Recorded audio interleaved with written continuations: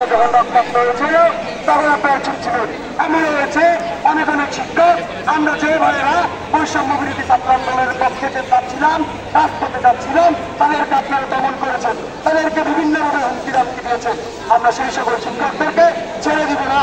যেমন হারুনুর রশিদকে ছেড়ে দেয়নি, যেমন ভাইস প্রিন্সিপালকে ছেড়ে দেয়নি, আপনাদেরকেও ছেড়ে দিবে না।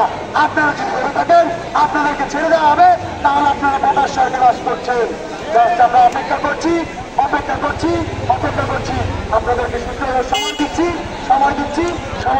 যদি সূত্রের সুযোগ আপনারা ব্যবহার না করেন তাহলে আপনাদেরকে রাস্তা বন্ধ করে রাস্তা ঘুরে ছুড়ে ফেলা হবে বলে দিলাম এই বিক্ষোভ সমাবেশ থেকে।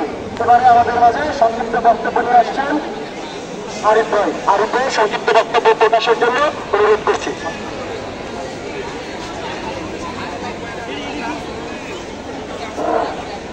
রহমান রাহিম।